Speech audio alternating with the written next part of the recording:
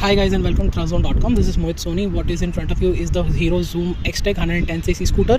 Yes, Hero is in this funky sporty 110cc segment, and I think it's one of the last competitors to get in here. At the same time, you can say that they're the first as well, because TVS is here with the Ntorq, but they're in the 125cc space, and Honda has never really tried a sporty 110cc scooter. They tried with the Active I, but that was of course still a conventional and very conservative sort of design scooter. So Hero is new and late at the same time, and what it looks like here is that Hero is ready with a platform of scooters with this particular one, because this looks like it's ready to take a much more bigger role in many ways. So as always, let's begin with the design. It's a very small size scooter. Even somebody as tall as 5'6", 5'7" will find the scooter very small for them. Anybody below that would also find the scooter fits them just right, because other scooters have always felt a little too big for them. The Activa and the other scooters, for very specifically the Activa and Jupiter, have felt very small. The Hero Xoom X-Tech will go primarily against the TVS Wego and not the Ntorq, of course, because this is a 110cc scooter, and those scooters can feel a little bit big.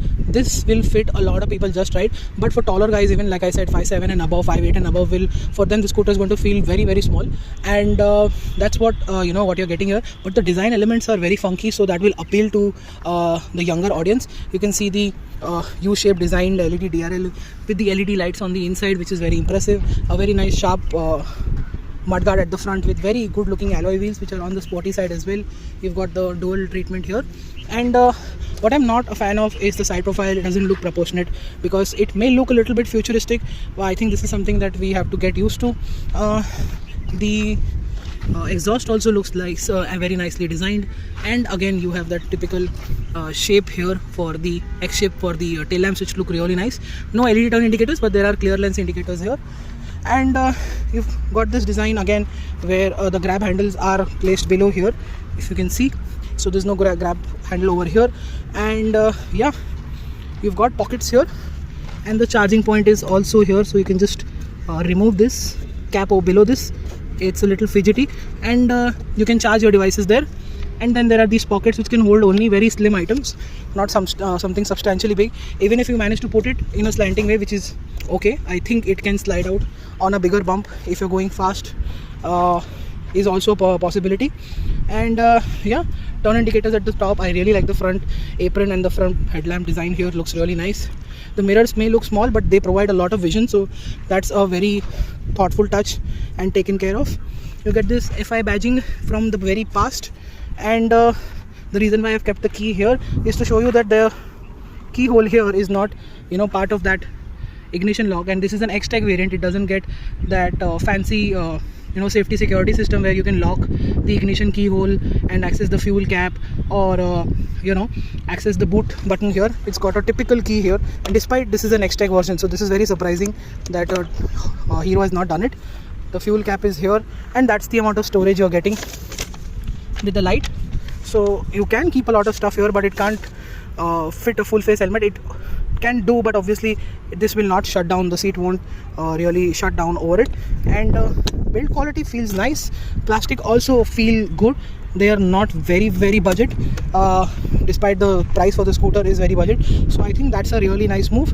You've got the sort of dual tone treatment of red and black, along with this silver paint here as well. You've got a hook here for practicality to put your bags. The floorboard is just about okay. There is no hook here, which should have been there, and very old school. I think Hero must have been trying to make a carburetor version, because this is the choke button that has been sealed off. That is what it looks like. I don't know what that was. Maybe Hero was trying to get a choke button here like the old days, but what is new is these pass light buttons here. Turn indicators also are really nice buttons. Auto start stop, ignition, and a very basic looking instrument cluster. It has the Hero Sans technology, where you can plug your phone and get all the information, but here it's bare minimum, just the telltale lights, average fuel efficiency, that's it. And even the average fuel efficiency, as you can see, it should show me right now the number, but it's not. It only shows while you're driving. So I guess this is something, a hit or a miss. Somebody may like it, somebody may not. So you can't really come to know what the absolute average is at the end of the day. It's only showing an average fuel efficiency while riding. So this is something new. You may hate it, you may not like it, you may like it. I'm not a fan of this. It should have been showing a number even while the scooter is not on and while riding. let's just start the scooter. And I know I put it on idle and I've seen the numbers not come here, so this is surprising and something that I don't know, people might like it or not. We'll have to give it time because this is something new that Hero has tried. And yeah, this is what the scooter is. Build quality and finish looks good, and it's gone over a really bad roads over the last 1 week of riding, and nothing really seems to be rattling around. So this is quite nice. Like I said, fit finish is good, but could have been better. And Hero has not provided with a clip here to hold on to the brakes on an incline, so that is also something that is missing. Really love these very nicely machined foot pegs, make it look really high quality, which the overall aura of the Xoom is. Bit of features missing, small design proportion, small in terms of size. The design could have been more proportionate. Apart from that, we really like what is on offer. And now let's begin with the riding part. So what is the Hero Xoom 110 like to ride? Well, this is not the most refined scooter here, because there are vibrations on the floorboard to a very large extent, and this is something that is easily noticeable. Even with our big riding boots or normal everyday shoes, I could feel the vibrations, and so could the rest of my colleagues. There is a bit of vibration that comes on the handlebar as well, and vibrations in BS6 110cc scooters is sort of normal, but the vibrations here are quite high. I say 110cc scooters in the BS6 avatar have been more vibey, because the Jupiter also had somewhat of vibration, but this exceeds that, and something Hero needs to take care of. The vibrations only exist and make you feel the high amount of vibrations feel is only there till 35, 45 kilometers an hour. After that it smoothens out, but there is a small buzz even after that, all the way till 80, 85, 90 kilometers an hour. So this is not something we are used to. The 125cc space, which we are very used to now riding the scooters in, are much more smoother, and I think this is one of the reasons why Yamaha, for very surprisingly, had skipped the 110cc, because it would not meet the refinement objectives that they had in mind. And one of the reasons why even the TVS and the Honda scooters are slightly vibey, but the Hero tops them. And I think this is one of the reasons why Yamaha opted out, because I'm comparing it to a Yamaha 125cc, because that scooter is still 9 kilos lighter than this scooter here, and it's a 125cc. So Hero was claiming that it's the lightest scooter, yes, but there is still some more work to be done on this. Vibrations should be well taken care of. The scooter has 400 kilometers on it. I think it will get better around the 1000 kilometer mark, but that is only going to happen when we spend a longer time with it, or if we end up getting it for a long-term test and see whether those vibrations go or not, is going to be something is something that we'll have to see in the future. Right now it's got good low end torque, and that's one of the reasons why there is more vibrations as well. It gets off the line very quickly. Even with my heavy weight of around 100 kgs, it seems to get off the line very quickly indeed. The engine noise also at that speed is very high. The throaty intake and exhaust note also makes things apparent while riding. At the same time, I think mid-range and top end is good. It's a very small scooter. The smaller person riding it can achieve top speed much more quickly as well, because since I am at 5'10", 5'11" with or without boots, I'm sort of not helping in the aerodynamics aspect. The smaller the person is, the better is going to be in terms of top speed. I know it sounds a little weird for me saying this, but that's the fact, and we all need to know about this. And so the performance is good, but at the cost of refinement. And fuel efficiency also seems to be quite high, at 35 to 40 kilometers. Even at 60 kilometers an hour of speed is a very good number. While doing 60 on the highway, we could see 44-45 kilometers to the liter, so which is very impressive. We've had a very short time with the scooter. We've been unable to put it through our road test where we would do a proper fuel efficiency number, but we'll keep that for a different day. And yeah, that's what the Hero Xoom 110 is all about. But maximizing more fuel efficiency always belongs to the aspect of the i3S.